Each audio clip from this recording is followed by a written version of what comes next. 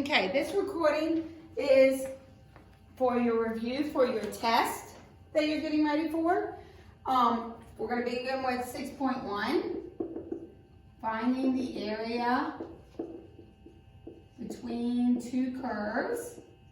Okay, so this would look like if you had something like this.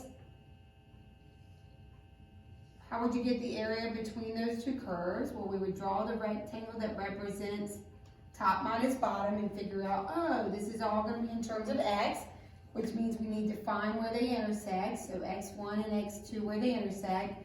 And to get the area, we would go from x1 to x2, and we would need to find the area by doing top minus bottom. So top curve minus bottom curve in terms of x. When the curve ends up being something like, let's say it's a sideways parabola, and here's my line, and this is the region, and we're trying to find the area, it wouldn't help me much to do top minus bottom, so instead I'm going to turn my rectangle, representative rectangle, sideways and figure out, oh, everything's now in terms of y. So we'd have to also find where they intersect in terms of the y coordinate, and my area would be from y1 to y2, right curve minus left curve, all in terms of y. Have a little star here. How would you put the natural log of x equals y in terms of y? So let's suppose the region you're getting the area between, we all know ln of x looks like this, for whatever reason needed to be in terms of y. Let's suppose we wanted to, and again, I don't know what the other equation looks like, but for some reason, maybe we have a sideways parabola, we need to do right minus left instead of top minus bottom. So it can't be in terms of x. How would we get that in terms of y? That's right, we put it in terms of e. So e to the y equals the natural log. E to the y equals x. So if we're doing right minus left, we would do e to the y minus the left instead of top minus bottom, ln of x. Good, so and everything would be in terms of y. If it's a calculator problem, how do you find x1, x2, or y1, y2? That's right, you do second calc intersect, and you'll have your intersection points. If it's a no calculator problem, so this test will have calculator problems versus no calculator problems. If it's a no calculator problems, how would I find where these two things intersect? That's right. To find where they intersect, I would set the two equations equal to each other and solve equal to each other, and then solve for either x or y depending on the function.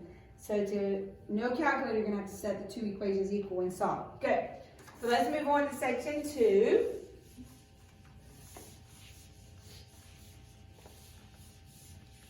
So section 2, 6.2, we learned how to get volumes of revolution. And the first thing we learned was the disk method.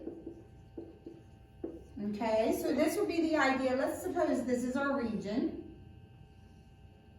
And it's defined by that curve in the x-axis. And I tell you, I'm going to spin that around the x-axis.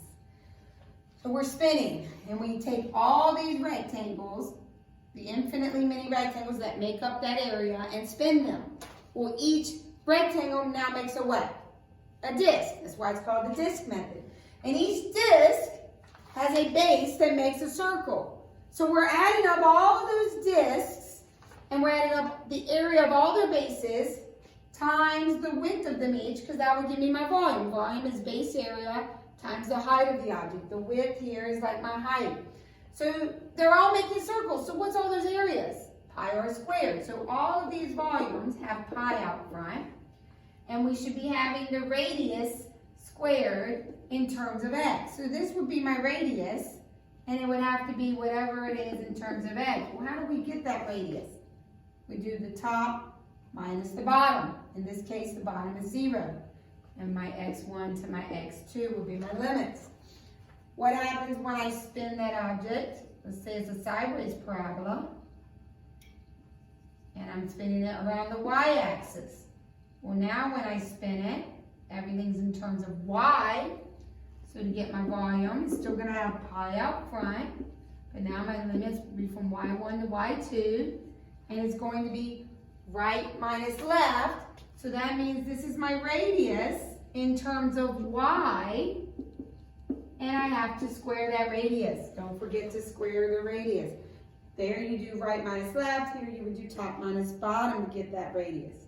Now, let's suppose we take this object, and now I'm going to, here's the original region, but now I'm going to tell you it's going to spin around the line x equals -3.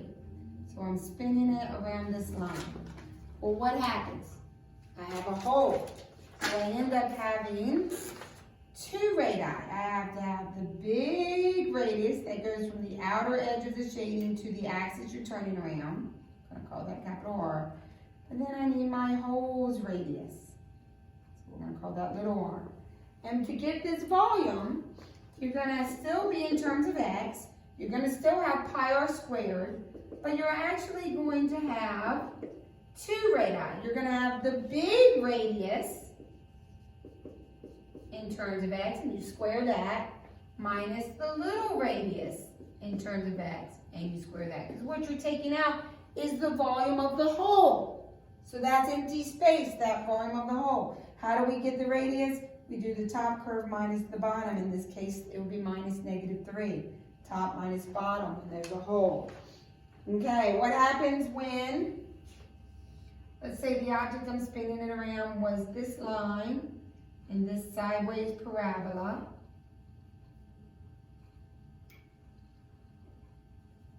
And I'm spinning it around the y-axis.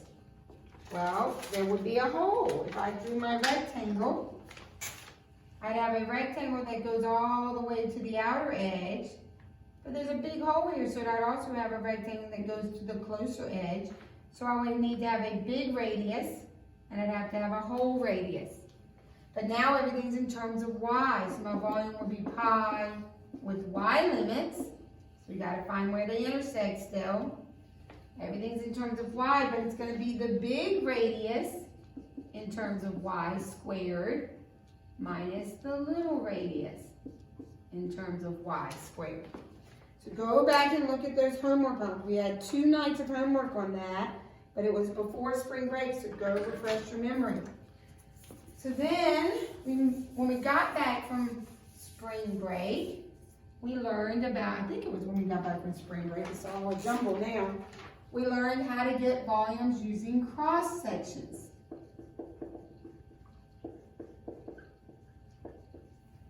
So that was the ones that I had these diagrams for you to help you. Remember, for cross sections, you're going to give you your base region, and then they're going to have to define for you what your cross sections are. These would be semicircle cross sections. This diagram, they were square cross sections. So they're going to have to tell you first, they're going to have to define the base region. So they might tell you something like the base region is y equals root x. And we're going from x equals 0 and the x-axis, and we're going from x equals 0 to x equals, we'll say 4. So this is my base region. Then they're going to have to tell you what the cross sections are perpendicular to. So they're either going to tell you they're perpendicular to the x-axis, or they're going to tell you they're perpendicular to the y-axis. If they're perpendicular to the x-axis, that means they would be like both of these diagrams. These semicircles are perpendicular to the x-axis. So that means when I draw my rectangle, I draw it perpendicular to the x-axis, and everything's in terms of x. If it's perpendicular to the y-axis, it would be like this picture here. So if it's perpendicular to the x-axis, we're going to all be in terms of x. If perpendicular to the y-axis, we're all in terms of y. And then what goes here is where they have to tell you the type of cross-section shape. Semicircle, square, rectangle, triangle. And what goes here is the area in terms of x, a formula for the area in terms of x of the cross-section. So they're going to have to tell you what that cross-section shape is so you can figure out how to get its area. So this will be the area in terms of y. So for example, for this I might say, okay, my cross-section is a square. So I'm drawing squares on top of this region. So how do you get the area of a square? Side times side, or in this case, base times base. So you would do base squared. Well, how would I get the length of the base? I would need the length of that rectangle. So top minus bottom would be, top is root x. So it would be root x minus 0, and then I would square that base, and then from here I'd simplify it. Other shapes that are common, you need to know how to get the area of a rectangle. How do you get the area of a rectangle? Length times width, or base times height. But they're going to have to define h for you. They're going to have to give this to you. It needs to be given. What they might tell you, they might say the height is always 4. So h is automatically 4. Or they might say the height is 2 times whatever the base is. Well, if the base is root x minus 0, then the height will be 2 times x, so the height will be 2 times root x. Other shapes, isosceles right triangle. How do you get the area of a right triangle? 1/2 base times height. If it's isosceles, what do we know about the base and the height? They're the same, so it becomes 1/2 base squared. If it's not isosceles, if it's just a right triangle, you can still do this, but they'd have to give you the height just like they do for the rectangle. Another shape is a semicircle. How do you get the area of a semicircle? 1/2 pi r squared. Well, how do you get the length of the radius? Well, for this semicircle, this is the length of the diameter. So from here to here would tell me how long the diameter is. How would I get the radius? I would divide that diameter by 2. Good. So let's move on to section 3 of chapter 9. Now, I did not use your books section for this. I gave a handout of notes on this topic. Hopefully you have not lost your handout, because that's where all the homework problems were as well. This is on separation of variables. First of all, what are the directions going to look like? They're going to say something like, solve the differential equation for y, okay? Solve the differential equation. That means they're going to give you a derivative, and they want you to solve it for y. They want you to find the original function. But the reason you need this separation of variables is because the differential equation they give you will be something like this. Y prime equals xy over 1 plus x squared. And if we integrated that right now, what's the problem? We've got x and y together. You can't have that. So we have to separate the x's and the y's on each side. I like to turn the y prime into dy dx because it helps me figure out how to separate things. First thing I do is I move the dx over here because that tells me what's out of place. The y is out of place. How do I move the y? I divide by the y. So 1 over y dy equals x over 1 plus x squared dx. And then what do I need to do? I need to integrate both sides. So we integrate both sides. That's not a very good marker. Let's get a different one. So we integrate both sides. What's the antiderivative of 1 over y? Natural log of the absolute value of y. How do I do the right side? I'm going to have to use u substitution. What will u equal? 1 plus x squared. What does du equal? 2x dx. Well, there is no 2. What do I do with the 2? Move it to the other side is 1/2. So I can replace x dx with 1/2 du. So 1/2 is a coefficient. I can replace the 1 plus x squared on the bottom with the u. So I have 1 over u. So I'm integrating 1 over u. What do I get when I do the antiderivative of 1 over u? That's right, the natural log of u plus c. Don't forget your plus c. And then what can we replace the u with? 1 plus x squared. And what do we know about 1 plus x squared? It's always positive, so we don't need those absolute value bars anymore for something that's always positive. So then, a couple different things could happen at this point. They could give you an original point on the curve, which if they give you an original point on the curve, that means you can find c. Or they might just say solve this for y. So let's say they said solve it for y. How would I solve for y? Good, I'd have to do e to the 1/2 natural log 1 plus x squared plus c equals absolute value of y. How did I add exponents? What made me add exponents? I was multiplying the same base. At the same time, where did 1/2 come from? Came from that exponent. So this would be e to the natural log of 1 plus x squared to the 1/2, which means the square root of 1 plus x squared, times e to the c. Well, what do we know e to the c makes? Just a constant. What do we know e to the natural log of this makes? Right, it just leaves root 1 plus x squared.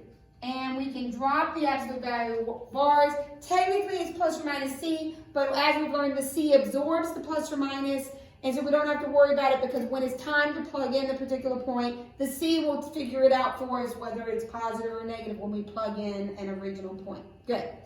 Another example, we've got dy dx equals y plus 2 over x cubed. Can't integrate, so we need to separate. So what would we do first? We're going to move the dx. So what over here is out of place? Y plus 2. How do I move the y plus 2? I divide by the y plus 2. So I get 1 over y plus 2 dy equals 1 over x cubed dx. What would I do at this point? Good. I would take the antiderivative of both sides. Let's start on this side. This is the same as what? It's the same as integrating x to the negative 3. What's the antiderivative of x to the negative 3?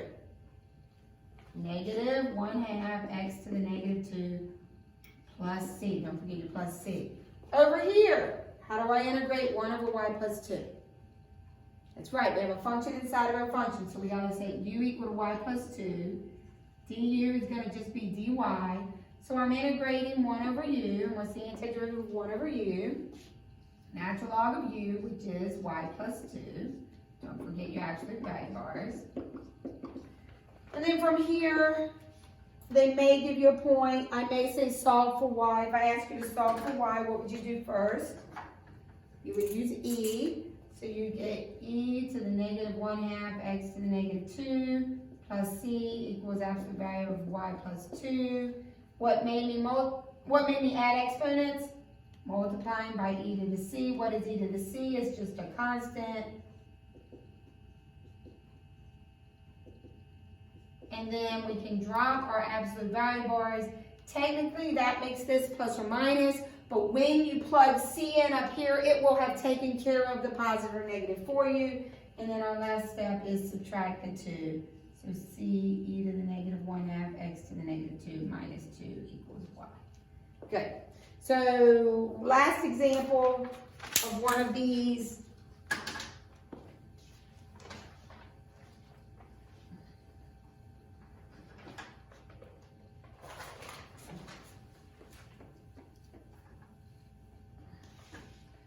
So let's suppose the example said to solve the differential equations, y prime equals 2xy given y of 0 equals 3. What does that mean we're going to do in this problem that we haven't done so far? We're going to find c. But first we have to do the antiderivative and separate our variables. So I turn this into dy dx. I move my dx, and that means I move my y. So 1 over y dy equals 2x dx. Do your antiderivative. What's the net antiderivative of 1 over y? It is the natural log of y. Don't forget your absolute value bars. What's the antiderivative of 2x? It is x squared plus c. Now, at this point, I'm ready to plug in and find c. So y is 3 when x is 0. So the natural log of 3 equals c. So the natural log of y equals x squared plus natural log of 3. And then I want you to solve for y. So how do I solve for y? E to the x squared plus ln 3 equals the absolute value of y. What made me add these exponents? That's right, I'm multiplying by e to the ln of 3. What is e to the ln of 3? It's just 3. So 3 e to the x squared equals y, I dropped my absolute value bar. Should that be a positive or a negative 3? Well, let's check. If x is 0 and y is 3, x is 0, should this be positive or negative 3? It should be positive 3. So that's what I mean when I say plugging in the numbers will take care of the plus or minus for you. The C absorbs it. So then the last two big ideas for the test are slope fields, which again was mostly on a handout. So you're going to be given a derivative, and from it you need to be able to create a slope field. That was like page 1 of our handout.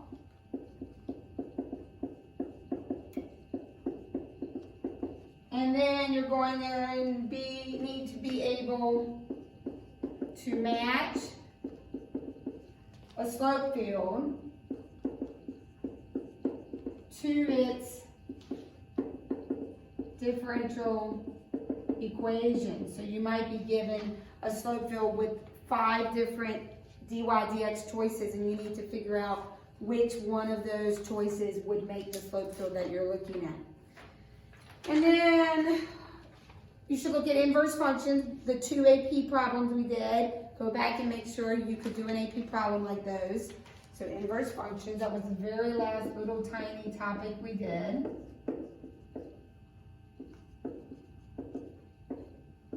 Look at AP problems.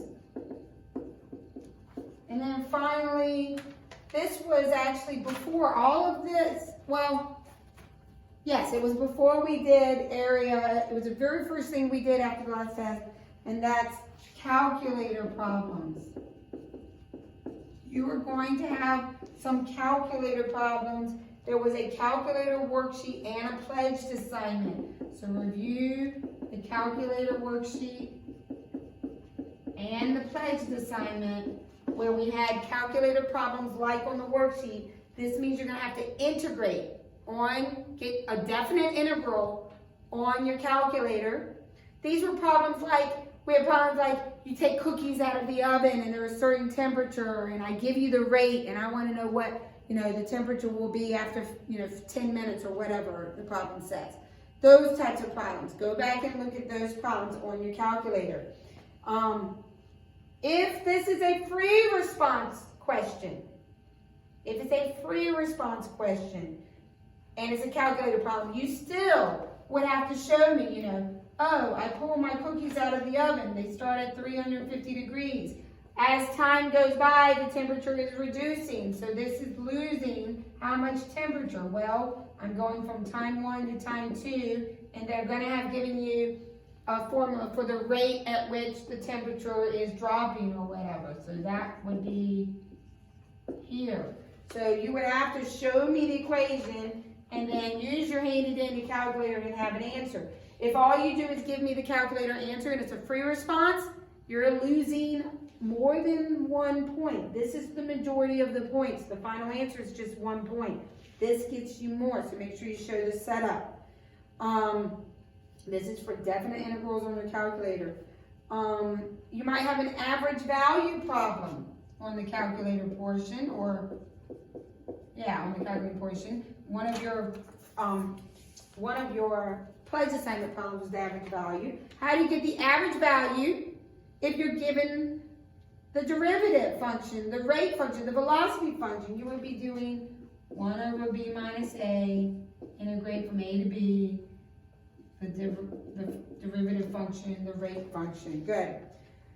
You also need to be able to use your calculator. I already mentioned this earlier, to find where intersection points occur. So there might be an area or a volume problem where you're going to use your calculator to get where they intersect. And then finally, what if you're given, this is an example, you're given the velocity, okay, and they tell you the velocity is always positive, so we're always moving positive. So we don't have to worry about this object going back and forth. It's always moving in the same direction, forward. They give you an initial position they might say like the initial position at time 0 is 4. And I ask you to find the position at time 3. So I ask you to find the position in time 3. How would we do that? So you're given the velocity function, you know the velocity equation, you're told your starting point, you're always moving forward so we don't have to worry about back and forth movement, and I want you to find your position at time 3. How would I do that? Okay, to get my distance, I would integrate the velocity function from what time? The starting time until the ending time. So that would be the distance, that would be my displacement. Since I'm moving forward, it would give me my total distance I moved in that direction if the velocity is always positive. That would give me my displacement. Now, that answer comes out to be 18. Is 18 necessarily where my new position is? No, 18 is how far I've been displaced from my starting point. So what do I still have to do? I still have to add the starting point, which was a starting point of 4. So actually, I displaced myself 18 feet. I started already 4 feet over here. I'm now at 22 feet. Okay, so that's everything to review for your test. Hope that helps.